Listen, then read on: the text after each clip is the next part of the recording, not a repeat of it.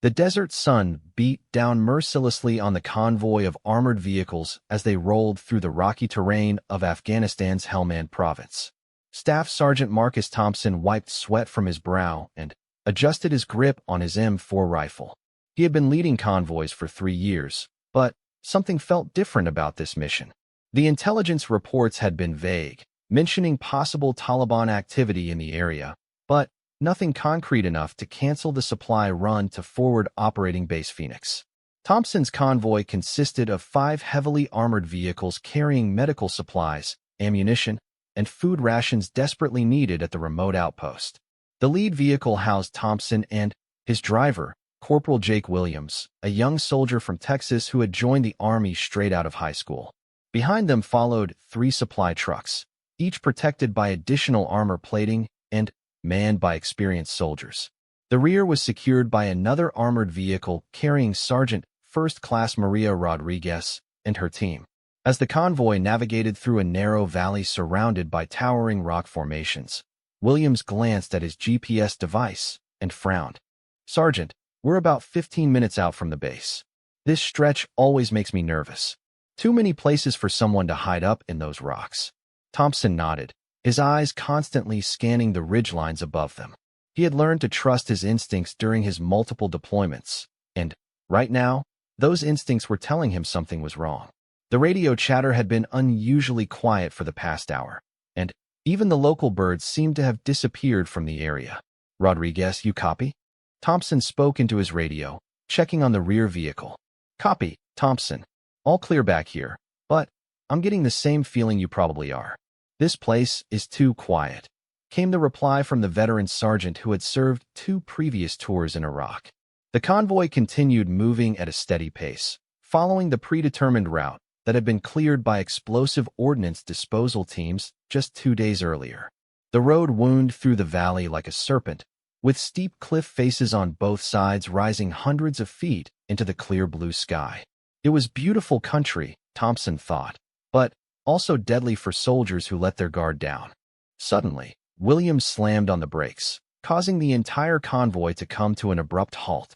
"Roadblock ahead, Sergeant. Looks like fallen rocks, but I can't tell if it's natural or if someone put them there." Thompson grabbed his binoculars and studied the obstacle blocking their path. Large boulders had somehow found their way onto the narrow road, completely blocking passage. The rocks appeared to be positioned in a way that would require the convoy to stop and clear them manually, a dangerous prospect in potentially hostile territory. "This doesn't look right," Thompson muttered as he examined the scene. "Rodriguez, can you see anything from your position?" "Negative on visual threats, but those rocks didn't fall naturally. Someone placed them there," Rodriguez responded, her voice tense with concern. As Thompson continued studying the roadblock through his binoculars, he noticed movement in the rocks above them. Tiny glints of metal caught his eye, and his blood ran cold as he realized they were surrounded. Taliban fighters had positioned themselves on the high ground, using the natural rock formations as cover while they prepared an ambush. "Contact. We've got enemy positions in the rocks above us," Thompson shouted into his radio. "All vehicles, defensive positions now." The peaceful morning erupted into chaos as the first shots rang out from the ridgelines. Bullets pinged off the armored vehicles as Thompson's team scrambled to establish defensive positions. The convoy was trapped in the valley floor with no way forward due to the roadblock and limited options for retreat. Williams quickly maneuvered their vehicle to provide cover for the supply trucks while Thompson coordinated the defensive response. "Rodriguez, can you get your team positioned to cover our 6? We need to establish fields of fire and get these supply trucks protected." "Already on it, Thompson. My boys are setting up a perimeter around the rear vehicles," Rodriguez replied, her voice calm despite the intensity of the firefight developing around them. The Taliban fighters had chosen their position well. From the high ground, they could fire down on the convoy while remaining largely protected by the rock formations. Thompson counted at least 15 separate firing positions based on the muzzle flashes he could see, which meant they were facing a significant enemy force. Corporal Williams had taken position behind the engine block of their vehicle, returning fire with his M4 while Thompson worked the radio to call for backup. "Base, this is Convoy Alpha 7. We are under heavy fire and need immediate assistance. Grid coordinates following. The response from base was immediate, but not encouraging. Convoy Alpha 7, we copy your situation. QRF is being mobilized, but you're looking at a minimum of 45 minutes before arrival. Hold your position and maintain defensive posture. 45 minutes might as well have been 45 hours given their current situation. The enemy fire was intensifying, and Thompson could see more fighters moving into position on the opposite side of the valley. They were being systematically surrounded with limited ammunition and no way to retreat. Private First Class David Chun, manning one of the supply trucks, called out over the radio. "Sergeant Thompson, I'm taking heavy fire over here. These guys know exactly where we are, and they're trying to flank our position." Thompson assessed their situation quickly. The convoy was stopped in a kill zone, with enemy fighters occupying the high ground on both sides. The roadblock prevented forward movement, and retreat would mean exposing their vehicles to concentrated fire from the ridgelines. They needed a miracle, or at least some unexpected help.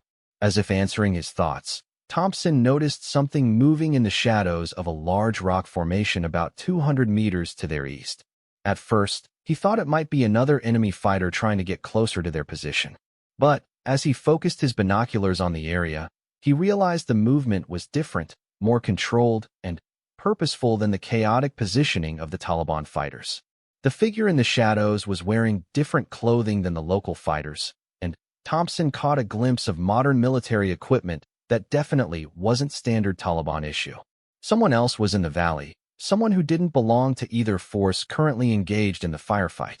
"Rodriguez, are you seeing anything unusual on our eastern flank? I've got movement in the rocks, but it doesn't look like Taliban," Thompson reported, keeping his voice low to avoid being overheard by nearby enemy fighters. "Negative on clear visual, but I thought I saw something moving over there a few minutes ago." "Could be another threat trying to get into position," Rodriguez replied, while continuing to direct fire at the enemy positions above them. The firefight continued to intensify as more Taliban fighters joined the ambush.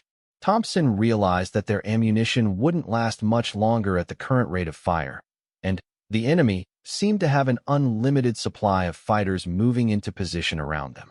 The situation was becoming desperate, and the promised quick reaction force was still at least 30 minutes away. Williams had been monitoring their radio frequencies and noticed something unusual. "Sergeant, I'm picking up radio chatter that doesn't sound like Taliban communications. It's definitely not our frequency, but it's professional military traffic. Someone else is operating in this area." Thompson filed away that information while focusing on keeping his team alive. The mysterious figure in the rocks had disappeared from view, but he had a feeling that whoever it was might be their only hope for survival. The Taliban fighters were getting bolder, moving closer to the convoy while maintaining their overwhelming fire superiority from the high ground. As bullets continued to rain down on their position, Thompson made a decision that would either save his convoy or get them all killed.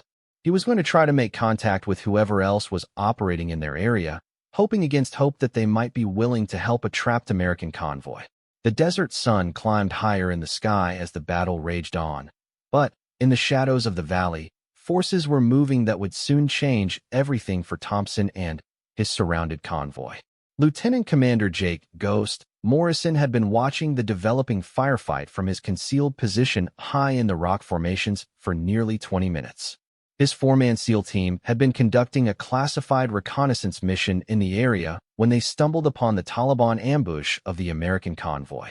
Morrison's team wasn't officially supposed to be in this sector, but the rules of engagement were clear when American lives were at stake. Morrison adjusted his scope and continued observing the tactical situation below. The convoy was trapped in a classic kill zone with enemy fighters positioned on multiple levels of the surrounding ridgelines. He counted approximately 25 Taliban fighters, armed with AK-47s, RPGs, and at least 2 heavy machine guns. The Americans were outnumbered and outgunned, with their only advantage being better armor and training. "Ghost, what's the call?" whispered Petty Officer First Class Tony Reaper Martinez, Morrison's second-in-command and sniper specialist. Martinez had his Barrett .50 caliber rifle positioned and ready capable of taking out enemy fighters at extreme range. Morrison studied the enemy positions through his binoculars, calculating angles of attack and escape routes. His team consisted of 4 highly trained special operations soldiers who could potentially turn the tide of the battle, but they would be going against overwhelming numbers with limited ammunition and no backup. "We're going to help them," Morrison decided, his voice barely above a whisper. "Those soldiers down there are going to die if we don't intervene, and I'm not going to watch that happen on my watch." Petty Officer Second Class Marcus Doc Williams, the team's corpsman and explosives expert, nodded in agreement. "What's the plan, LT? Those Taliban fighters have us outnumbered 5-1. Morrison had already formulated a strategy during his observation of the battle. "Reaper, you're going to provide overwatch, and take out their heavy weapons first. Doc, you're going to circle around to the north and create a distraction with some of your special fireworks. Fish, you're with me. We're going straight down the middle to link up with that convoy." Petty Officer Second Class Robert Fish Thompson, the team's communications specialist and designated marksman, checked his M4 rifle and nodded. "Sounds like a party, LT. When do we crash it?" "Right now," Morrison replied, beginning his descent toward the valley floor. "Remember, we don't officially exist here, so maintain radio discipline. We help these soldiers and then we disappear." Martinez had already begun targeting the Taliban machine gun positions. His first shot rang out across the valley, and one of the heavy weapons fell silent immediately. The .50 caliber round had found its target from over 800 meters away, demonstrating the precision that had made Martinez one of the Navy's top snipers. The sudden loss of one of their heavy weapons caused confusion among the Taliban fighters. They began looking around wildly, trying to determine where the shot had come from. This confusion gave Morrison and Thompson the opportunity they needed to begin their approach toward the trapped convoy. Down in the valley, Staff Sergeant Marcus Thompson heard the distinctive sound of a .50 caliber rifle and immediately knew that someone with serious firepower had joined the fight. "Rodriguez, did you hear that? Someone just took out one of their machine guns." "Roger that, Thompson. Whoever it is, they're on our side." "That was definitely not Taliban equipment," Rodriguez replied, hope creeping into her voice for the first time since the ambush began. Doc Williams had worked his way around to the northern approach, carrying a pack full of carefully crafted explosive devices. He positioned several charges along the ridgeline where the largest concentration of Taliban fighters had established their positions. The explosives were designed to create maximum confusion and noise without causing a landslide that might endanger the convoy below. Morrison and Fish Thompson moved through the shadows of the rock formations like ghosts, using their extensive training to remain invisible while approaching the enemy positions. Morrison carried his suppressed M4 rifle along with various other tools of his trade, while Thompson monitored radio frequencies to gather intelligence on enemy communications. The first explosion from Doc's charges lit up the northern ridgeline, sending Taliban fighters scrambling for new positions. The blast was perfectly timed to coincide with Martinez's second sniper shot, which eliminated another heavy weapon position. The combined effect created panic among the enemy fighters who suddenly found themselves under attack from an unknown force.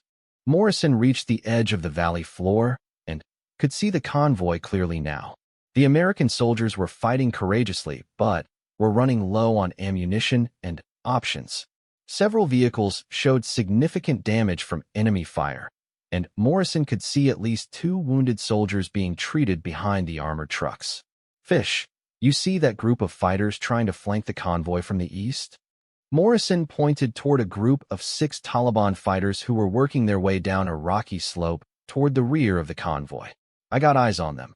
LT want me to take them out," Thompson replied, shouldering his rifle and acquiring targets through his scope. "Take the shot when you're ready.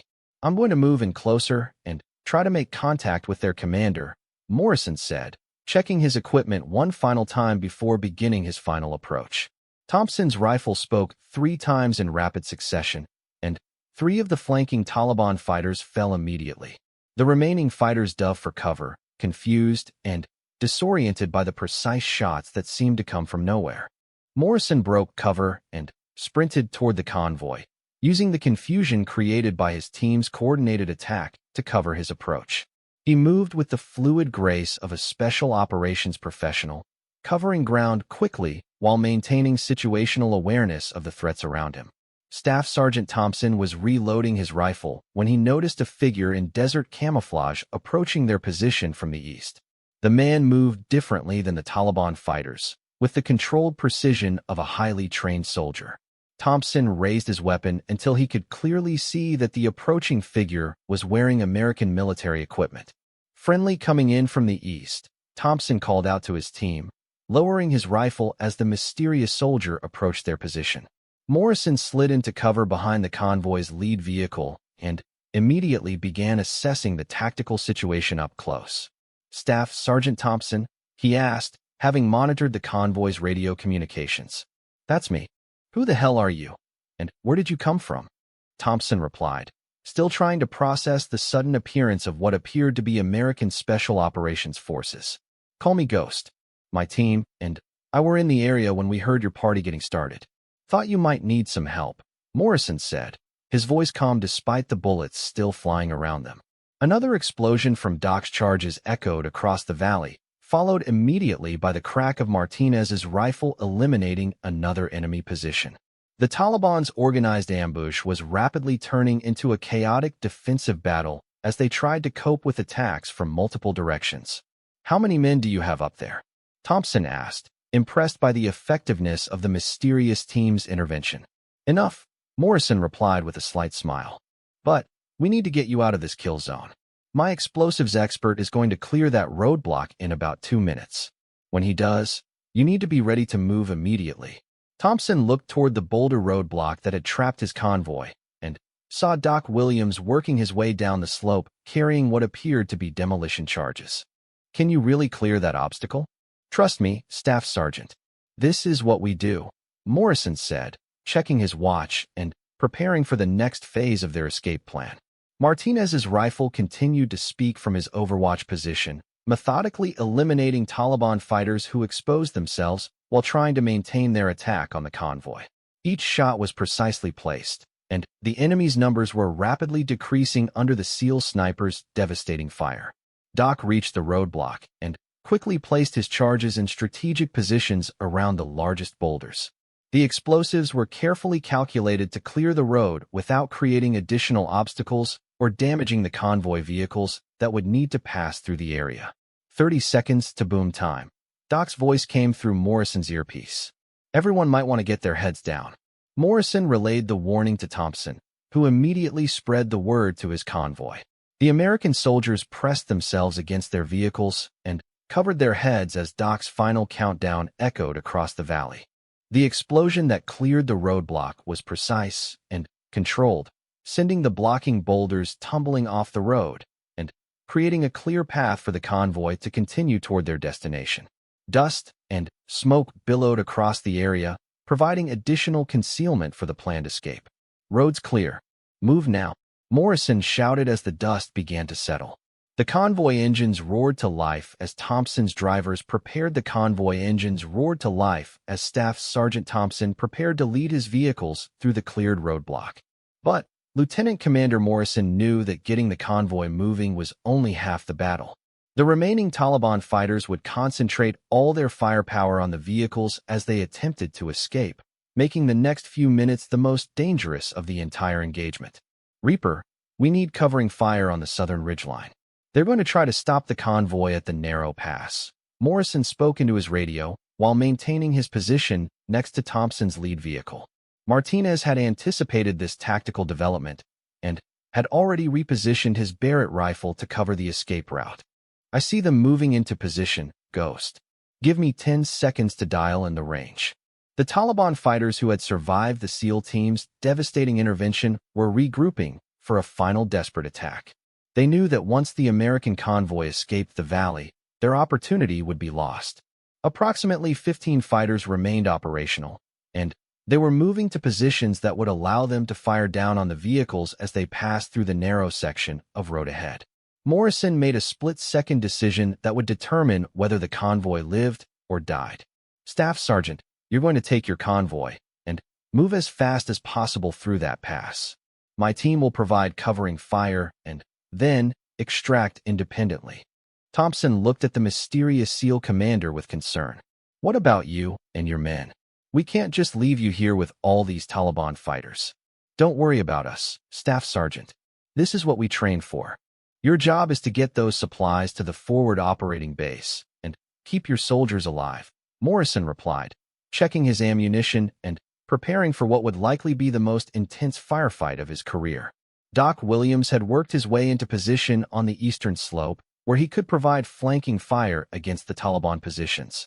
His M4 rifle was equipped with a grenade launcher that would prove devastating against enemy fighters clustered behind rock formations.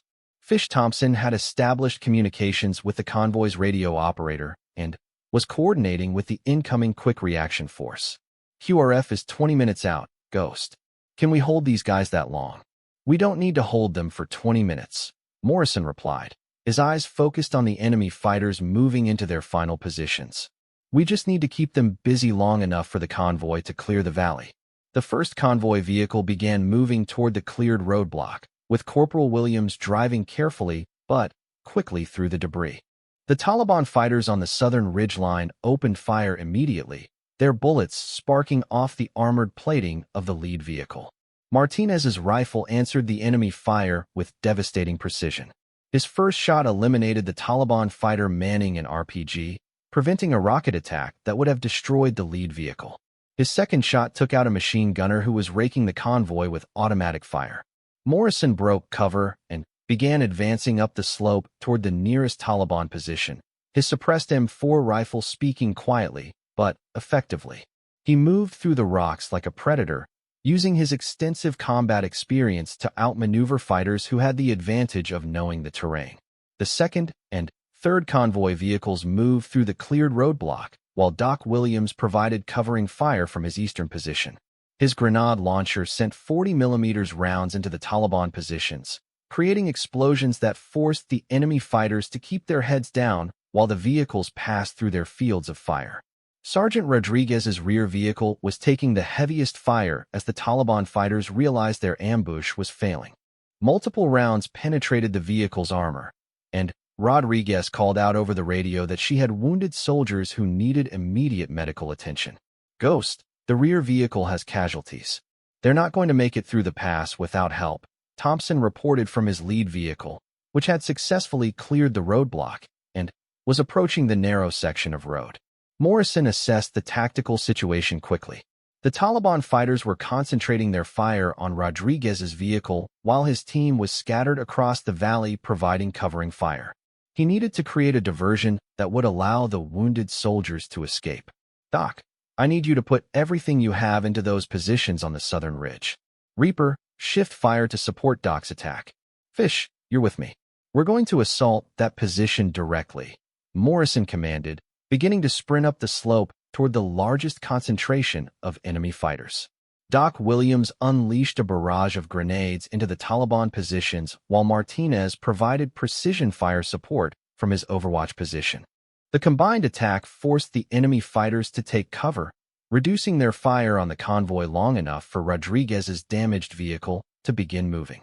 Morrison and Fish Thompson charged directly up the slope, using aggressive tactics to disrupt the enemy's defensive positions. Morrison's suppressed rifle eliminated 2 Taliban fighters before they realized he was attacking their position, while Thompson provided covering fire and watch for flanking threats. The convoy's rear vehicle limped through the roadblock, with smoke pouring from its engine compartment. Rodriguez had managed to keep her soldiers alive and fighting despite multiple hits from enemy fire, but the vehicle was barely operational. As the convoy moved through the narrow pass, the Taliban fighters made one final desperate attempt to stop them. A group of 6 fighters charged down the slope toward the road, hoping to attack the vehicles with grenades and small arms fire at close range. Martinez had been waiting for exactly this type of target. His .50 caliber rifle spoke repeatedly, and the charging Taliban fighters fell one by one before they could reach the road. The devastating firepower of the Barrett rifle ended their final attack before it could begin. Morrison reached the main Taliban position and found himself facing 3 fighters armed with AK-47 rifles. His years of close-quarters combat training took over as he engaged the enemy fighters at point-blank range. His suppressed M4 rifle fired in controlled bursts, eliminating the threats while minimizing his exposure to return fire. Fish Thompson provided security while Morrison cleared the position, watching for additional threats and monitoring radio communications. Ghost, Convoy is clear of the pass and moving toward the base. QRF is 15 minutes out. The battle was effectively over. The surviving Taliban fighters were retreating from their positions as the SEAL team's aggressive assault broke their will to continue fighting. Morrison's team had successfully rescued the convoy and eliminated a significant enemy force with minimal resources and no casualties. Doc Williams began policing up his equipment and preparing for extraction while Martinez continued to provide overwatch from his sniper position. The SEAL team would need to leave the area before the quick reaction force arrived to maintain their operational security. Morrison made his way back down the slope to where the convoy had been trapped just 30 minutes earlier. The area was littered with Taliban weapons and equipment, evidence of the devastating effectiveness of his team's intervention. Staff Sergeant Thompson's voice came over the radio from his position several kilometers away. "Ghost, this is Thompson. I don't know who you are or where you came from, but you saved my soldiers' lives today. I won't forget what you did for us."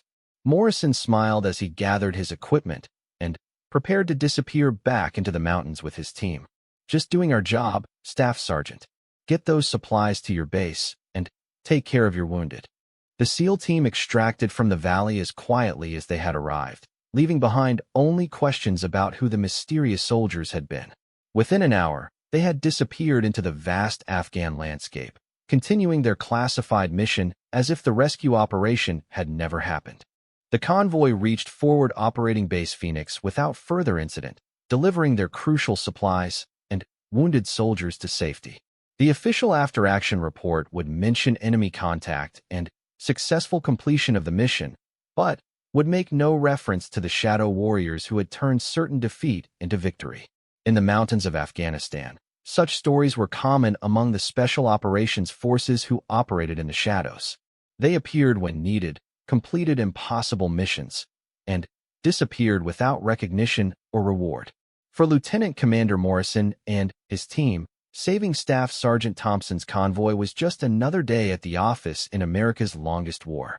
The desert sun set over the valley where the battle had taken place, leaving behind only empty shell casings and the memory of extraordinary soldiers who had answered the call when their brothers in arms needed help. In the brotherhood of American military forces, no soldier fights alone, and no convoy is ever truly surrounded when shadows step forward with rifles ready to defend their own to escape the kill zone that had nearly become their tomb. But the Taliban fighters weren't finished yet, and they began concentrating their remaining fire on the vehicles as they prepared to move. Morrison knew that the most dangerous part of their rescue operation was just beginning.